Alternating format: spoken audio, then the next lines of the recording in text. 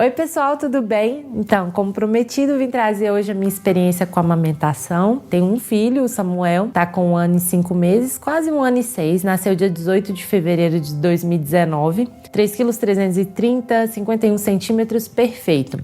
Bem, durante as 24 primeiras horas do nascimento do bebê, é muito importante que ele amamente bastante, né?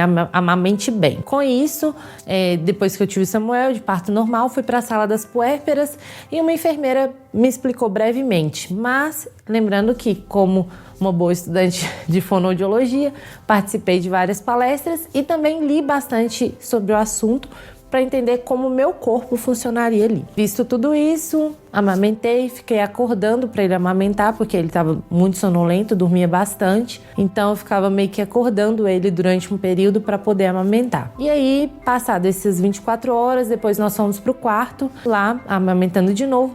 Passou a consultora de amamentação interna do hospital, ele nasceu no hospital público, porém de grande referência em relação ao aleitamento materno. Então passou a responsável e ela viu a pega, falou que estava tudo bem e tudo mais. Enfim, tinha descido bastante colostro, estava tudo ok. Depois, na avaliação pediátrica, depois dessas 24 horas, 36 horas mais ou menos, foi visto que o Samuel perdeu cerca de 8,5% do peso. O normal é que a criança perca até 10% do peso.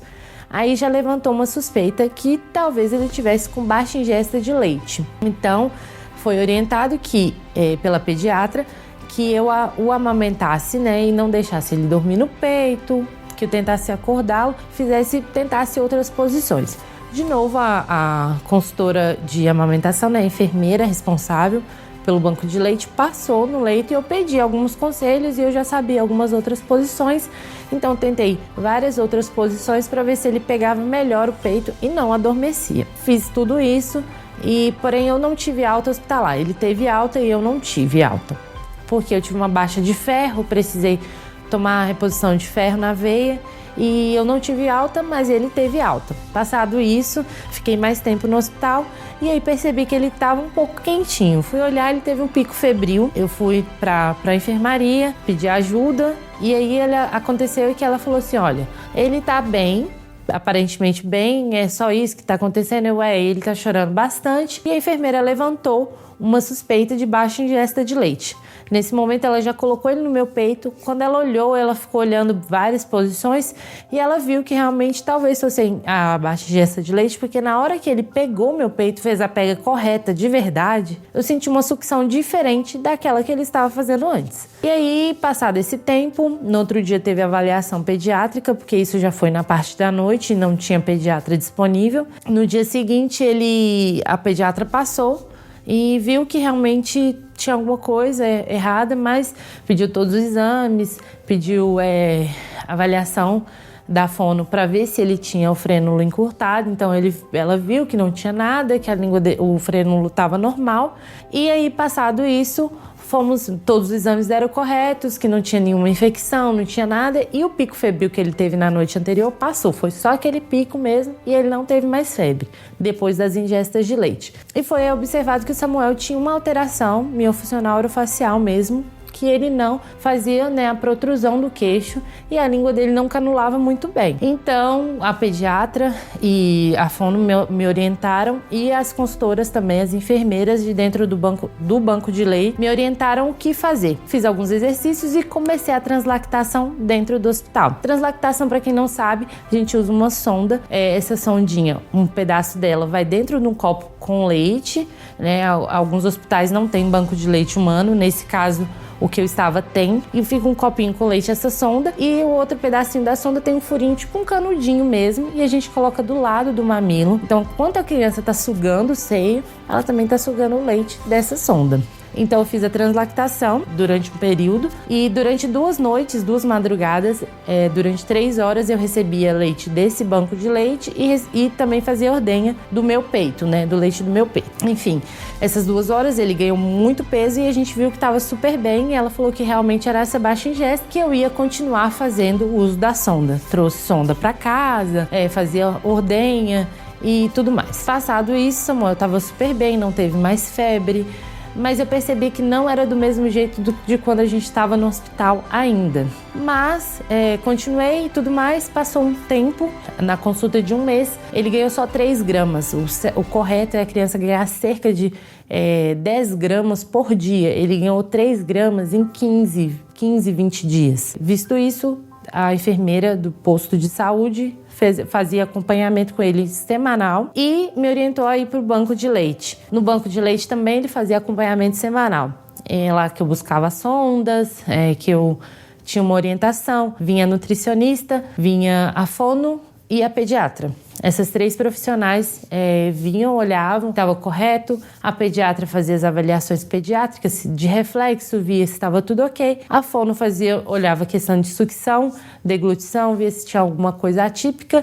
E a nutricionista via realmente o valor calórico que eu estava conseguindo fornecer para ele. Ele fez acompanhamento cerca de 1 mês e meio, 2 meses nesse banco de leite e no posto de saúde.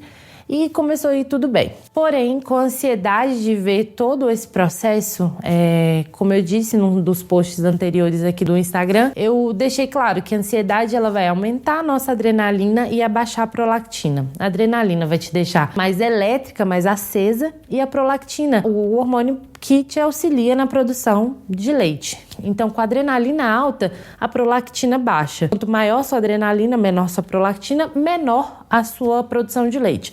E foi isso que aconteceu comigo. Eu antes conseguia ordenhar por mamada 60 ml e durante esse período eu comecei a ordenhar 10, 15 ml e foi só baixando. E a gente teve a necessidade de inserir a fórmula.